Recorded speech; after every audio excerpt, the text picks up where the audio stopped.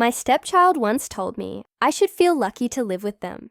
So I packed a small bag, stopped paying the mortgage I'd been covering, and then waited to see how lucky they felt when the rent deadline showed up. Hello everyone, welcome to Reddit Visuals.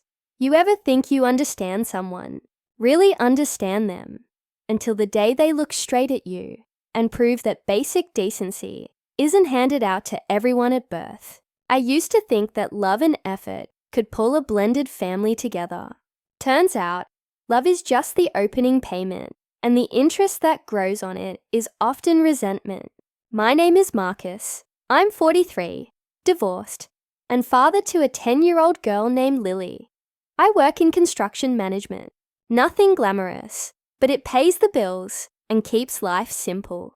When I met Dana 3 years back, she was a nurse in her mid-30s. She had that tired but witty charm people get after too many night shifts.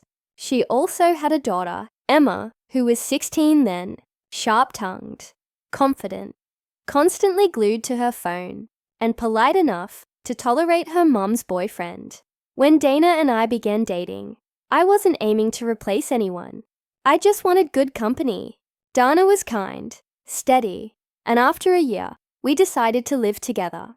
She owned a small 3-bedroom home. Her name was on the deed from her divorce, but the mortgage was upside down and she was struggling, so we made a plan. I'd take over the mortgage, utilities, groceries, car insurance, all the everyday expenses, while she used her paycheck to handle her nursing school debt. She joked that I was basically the CFO of the house. I didn't mind. I wanted stability for both girls. Emma, now 17, and Lily 10. At first, life felt almost normal. Family meals, movie nights, Emma pretending not to laugh at my dad jokes, Lily trailing behind her like a tiny shadow wanting a big sister. But then the cracks appeared. Small at first, then big enough to see through. It began with little jabs from Emma. Lily is so needy. Why does your kid always eat my snacks? Can't you tell her to stop humming? I brushed it off, not wanting trouble. Blended families take time, I kept telling myself, but the remarks became sharper. If Lily sat in the front seat of my truck, Emma would mutter loudly, "Of course! You always pick his kid." Dana would give her that lazy mom glare and say, "Emma, enough," but she never followed through. I kept pretending it was a phase, a teenage mood, growing pains.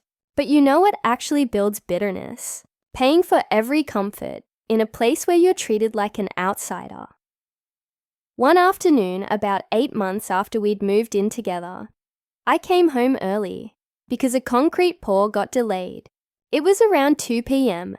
The house was quiet, the kind of tense quiet that sits on your shoulders.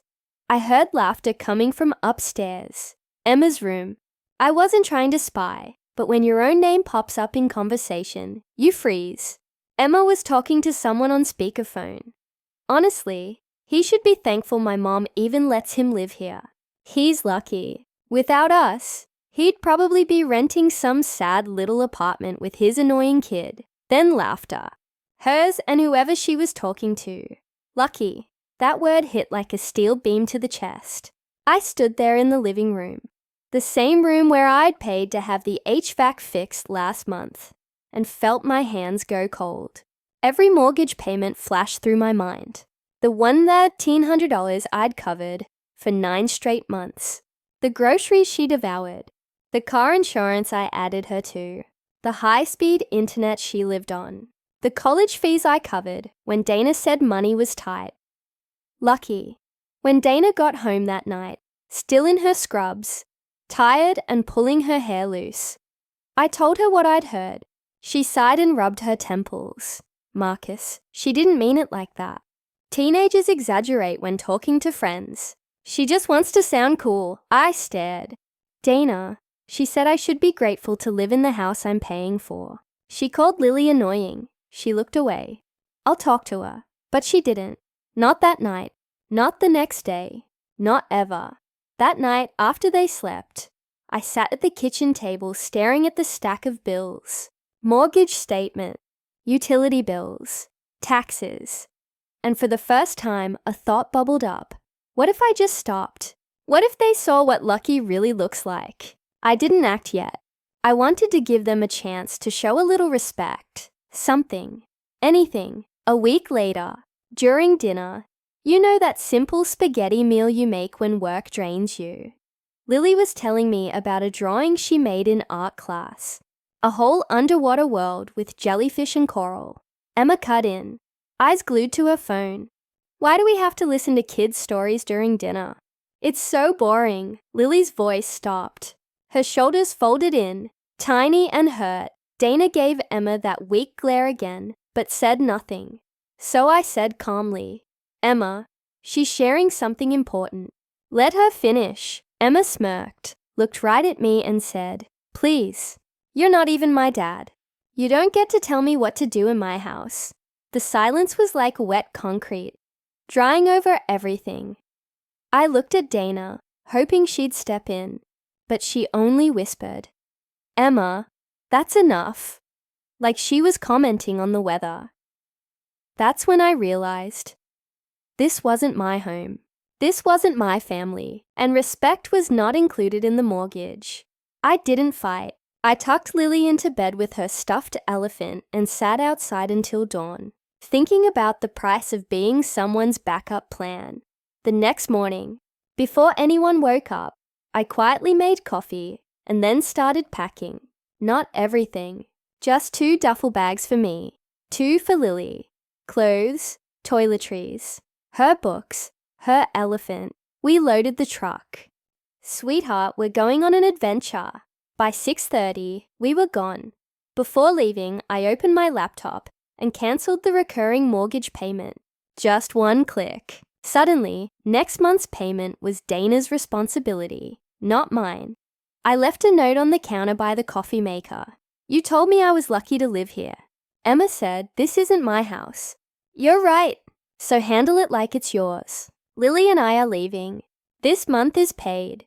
Good luck with next month. I placed the key beside it and left. Lily woke after 20 minutes. Dad, where are we going?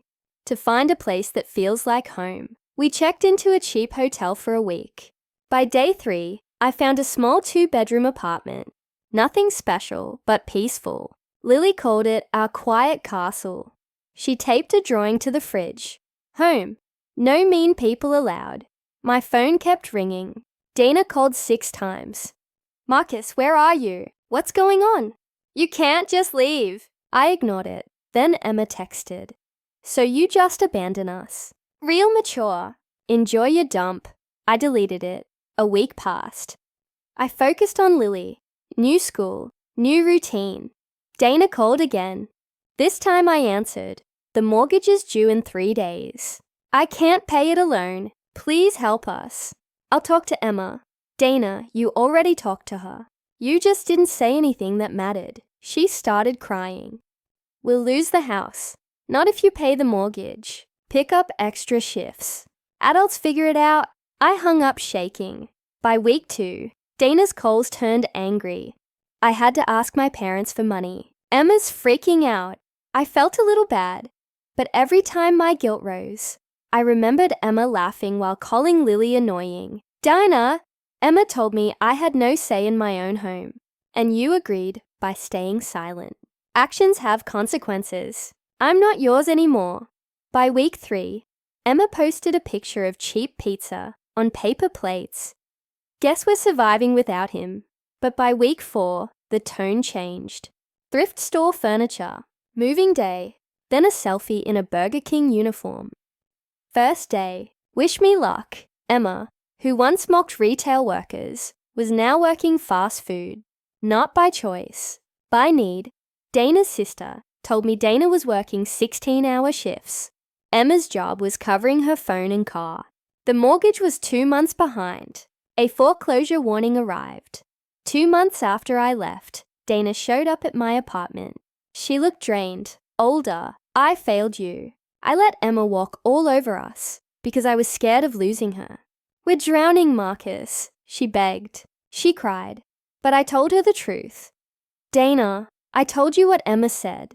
You didn't stand up for me or Lily. You expected me to keep paying to live somewhere I wasn't respected. She said she thought I'd never leave. I told her love doesn't mean letting people treat you like you don't matter. She asked if there was any chance I'd come back. Not to that house. That place was never home. It was a deal, and the deal wasn't fair. She mentioned Emma wrote me a letter. I told her to leave it in the mailbox. I opened it 3 days later. Emma's handwriting covered 2 pages. She admitted she'd been entitled, jealous, angry, and wrong. She said she finally understood the weight I'd been carrying. She wrote, "You weren't lucky. We were." I folded the letter and kept it. Not forgiven, but acknowledged. 4 months after I left, the bank foreclosed on Dana's house. They moved into a small apartment. Emma went to community college and kept her job. Dana kept taking overtime. Not because I wanted them to struggle, but because carrying your own weight is the only way some people grow. It's been almost a year now.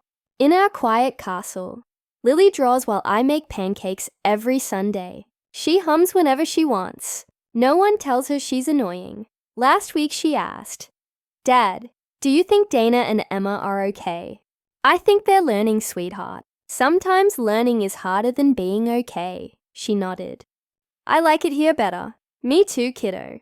"Me too. Sometimes people don't notice who is holding things together until those hands let go." I don't regret leaving. I only regret not leaving sooner. Peace isn't something you buy by paying someone else's bills. Peace is something you create by refusing to pay for disrespect. So tell me, was I wrong for walking away and letting them face the results of treating me like I should feel lucky to be there? Should I have stayed and kept trying? Or did I make the right choice, showing them what luck actually means? Let me know in the comments. And if you ever had to walk away to protect your peace or your child, share your story. I'd like to hear it. Don't forget to like and subscribe. It helps us grow and keep bringing you more real stories each week. Thanks for watching.